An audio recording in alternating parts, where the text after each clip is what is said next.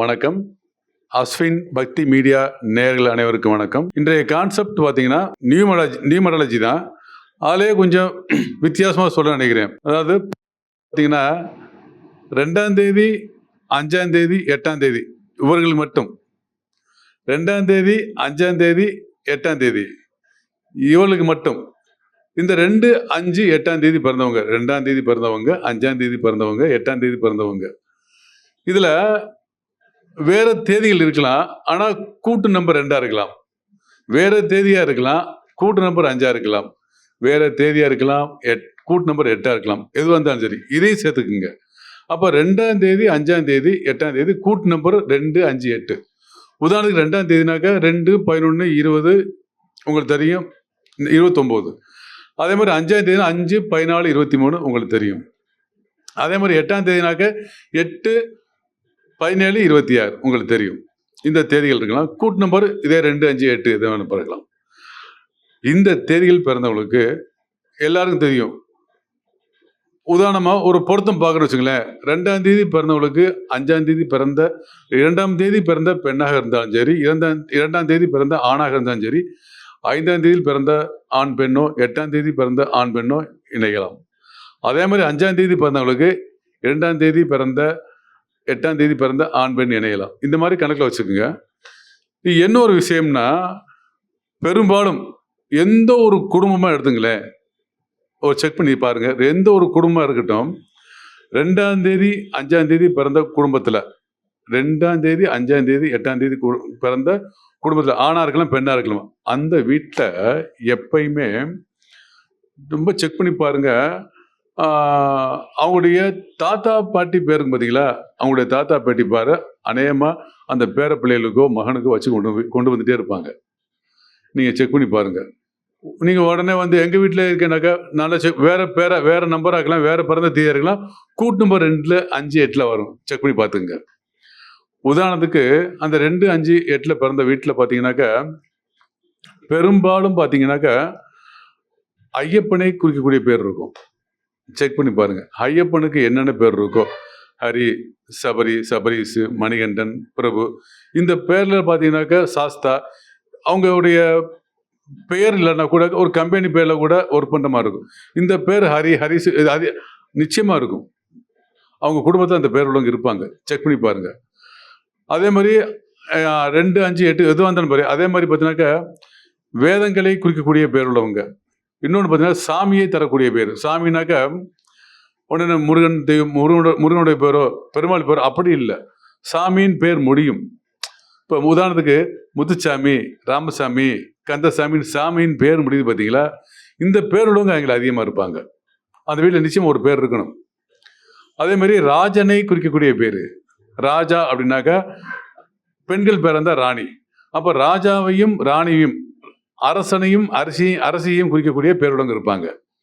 உதாரணத்துக்கு செல்வராணி அப்படின்ற பேர், இளவரசி அரசின் பேர் முடியுது, தமிழரசி அப்படின்னு அரசின் முடியுது பார்த்தீங்களா. இந்த அரசன், அரசி, ராஜா, ராணி, குமாரசாமி ராஜா, சுப்புராஜா அப்படி ராஜான்னு பேர் முடியுது பார்த்தீங்களா. இந்த ராஜாவையும் ராணியையும் குறிக்கக்கூடிய பேர், அரசனையும் அரசியையும் குறிக்கக்கூடிய. அதுபோல ராகவேந்தன், வேந்தன் அரசன். இந்த மாதிரி வேந்தன் பேரை குறிக்கக்கூடிய பேரும் இந்த மாதிரி. இந்த 2, 5, 8 இந்த தேதியில் பிறந்தவங்க வீட்டில் இந்த பேரோடவங்க இருப்பாங்க. உதாரணத்துக்கு இந்த 2, 5, 8 பிறந்த வீட்டில் நிச்சயமாக, அதாவது கூட்டு நம்பர் 2, 5, 8 வரக்கூடிய வீட்டில் குறிப்பாக பேர் வந்து காயத்ரி அப்படின்னு பேர் இருக்கக்கூடாது, ஐஸ்வர்யா அப்படின்னு பேர் இருக்கக்கூடாது. அப்படி இருந்தாங்கன்னா அந்த வீட்டில் அவங்களுக்கு மன வாழ்க்கையிலையோ பொருளாதாரம் என்ற வீட்டில் விஷயத்துல வரல. உலகமே ஒரு பொருளாதாரம் என்ற விஷயத்தில் இயங்கிக்கிட்டு இருக்கு. ஆனால் அவங்க வீட்டில் மன வாழ்க்கையில் ஒரு சிறிய பிரச்சனையை கொடுக்கும். அது பிரிவு வர கொண்டு போகிறதுக்கு வாய்ப்பு இருக்குது. அப்போ நீங்கள் இந்த பேர் இருக்கக்கூடாது, இந்த பேர் இருக்கக்கூடாது, வைக்கவும் கூடாது. 2, 5, 8 தேதி பிறந்த வீடுகள்லையோ கூட்டு நம்பர் 2, 5, 8 வரக்கூடிய வீடுகள்லையோ இந்த பேர் இருக்கக்கூடாது. அவங்களோட போய் இந்த வீட்டில் போய் ஐஸ்வர்யான்ற பேர் அங்கே இணையக்கூடாது, காயத்ரி அப்படிங்கிற பேர் இணையக்கூடாது. அதே மாதிரி சுமதிங்கிற பேர், சுமதின்ற பேரும் சரி, இந்த மாதிரி அங்கே இணையக்கூடாது, இந்த பேர் அங்கே வைக்கக்கூடாது. செக் பண்ணி பாருங்க. நான் சொல்லக்கூடிய அந்த பேருள்ள அந்த தேதியில் பிறந்த வீடுகளில் இந்த பேர் இருந்தால் அவங்களுக்கு மன உளைச்சலையும் மன வாழ்க்கையில் பிரச்சனையும் கொடுக்கக்கூடிய சூழ்நிலை உருவாகும். எனக்கு தெரிஞ்சு 100க்கு ஒரு 75% வீட்டில் 90% வீடுகளில் இந்த மாதிரி பிரச்சனை இருக்குது. செக் பண்ணி பாருங்கள். அதே மாதிரி அந்த வீடுகளில் வந்து ஆண்கள் பேர் இருந்தாலும் சரி, ஆண்கள் பேரே இருந்தாலும் கூட விக்னேஷ்ன்ற பேரோ, விக்ரம்ன்ற பேரோ, வினோத்துங்கிற பேரோ இருந்தாலும் இந்த பிரச்சனையை கொடுக்கும். பிரசன்னா அப்படிங்கிற பேர் இருந்தாலும் ஆணாக இருந்தாலும் பெண்ணாக இருந்தாலும் பாதிக்கும். வெங்கடேஷ்ன்ற பேர் இருந்தாலும் பாதிக்கும். சதீஷ்ங்கிற பேர் இருந்தாலும் பாதிக்கும். செக் பண்ணி பாருங்கள், நிச்சயமாக இருக்கும்.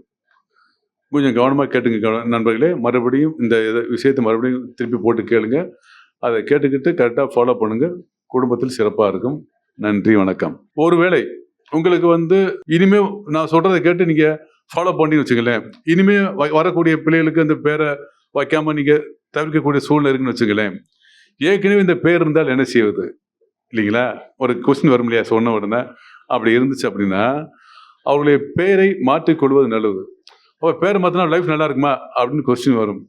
நிச்சயமாக அந்த பேரை மாற்றி பாருங்கள். லைஃப்பில் அந்த மன வாழ்க்கையில் பிரச்சனைன்ற விஷயத்துலேருந்து வெளியே வருவீங்க. பிரச்சனை வந்து சுமூகமாக முடியக்கூடிய சூழ்நிலை உருவாகும். செக் பண்ணி பாருங்கள். இனிமேல் அது வயசாகி போச்சு சார், இனிமேல் மாற்றுறதுக்கு வாய்ப்பே இல்லைன்னா அதை ஒன்றும் செய்ய முடியாது. ஆனால் ஒரு விஷயம் இருக்குது, அந்த பேரையும் நீங்கள் மாற்றிக்கிங்க. ஏன்னா பிறந்த தேதியவோ கூட்டு நம்பரையோ மாற்றுறதுக்கு வாய்ப்பே இல்லை, சான்ஸே கிடையாது. பேரை மாற்றி பாருங்கள். அப்பையும் ஒரு சுமூகமாக, எந்த வயதாக இருந்தாலும் ஒரு சுமூகமான சூழ்நிலை குடும்பத்தில், கணவர் விஷயத்துலையும் மனைவி விஷயத்தில் பிரச்சனை இருந்தால் கூட பிள்ளைகள் விஷயத்தில் ஒரு சுமூகமான உறவு ஏற்படும். எல்லாருடைய வாழ்க்கையிலும் ஒரு உங்களையிட்டோ மற்றவங்களையிட்டோ உங்களுக்கோ நல்ல ஒரு சுமூகமான வாழ்க்கை உறவு ஏற்படுவது உண்மை. உங்களுக்கு இன்னொரு சந்தேகம் வரலாம். இப்போ பேரை மாற்றுறது வந்து வெறுமனே யாராவது கூப்பிட்டா மட்டும் போதுமா, இல்லை நாங்கள் எங்கள் பேரை ஏதாவது மீடியாவில் சொல்லி எழுதிக்கிட்டால் போதுமா, இந்த மாதிரி ஒரு கொஸ்டின் வரலாம் இல்லைங்களா? அப்போ இது என்ன பண்ணணும் அப்படின்னாக்கா, கெசட்டில் மாற்றுற அளவுக்கு நீங்கள் முயற்சி பண்ணணும். இப்போ முந்தி மாதிரிலாம் கெசட்டில் மாற்றுறதுனா ஒரு கஷ்டமான காரியம், ரொம்ப லேட்டாகலாம் கிடையாது. இப்போ ஈஸியாக மாற்றிடலாம். அது ஆன்லைன்லேயே ஏகப்பட்ட ஃபெசிலிட்டிஸ் இருக்குது, அதுபடிய சூழ்நிலைலாம் இருக்குது. படித்து பார்த்தீங்கன்னா தெரியும். அப்போ கெசட்லேயே நீங்கள் ஈஸியாக மாற்றிக்கிறதுக்கு உண்டான சூழ்நிலை உருவாக்குங்க முதல்ல. அந்த கெசட்டில் மாற்றினா இன்னும் நல்லது. அதே போல் பல பேர்கிட்ட நீங்கள் உங்கள் வீட்டில் யார் கேட்டாலும் அந்த எந்த பேரை மாற்றிக்கொண்டோமோ மாற்றப்பட்டதோ அந்த பேரை நீங்கள் மாற்றி சொல்லுங்கள். யார் கேட்டாலும் அந்த மாற்றப்பட்ட பேரை சொல்லுங்கள். அந்த பேரில் நான் ஏற்கனவே சொன்ன பார்த்தீங்கன்னா அந்த பேரில் சொல்ல வேண்டாம். இதை பயன்படுத்தி இந்த மாதிரி பயன்படுத்தி பாருங்கள். நிச்சயம் ஒரு நல்ல ஒரு சூழ்நிலை உங்களை சுற்றி உருவாகும். உங்களை சுற்றி உள்ள பீடை வெளியேறும், கெட்ட சக்தியில் வெளியே போகும். நிச்சயமாக நல்லா இருப்பீங்க.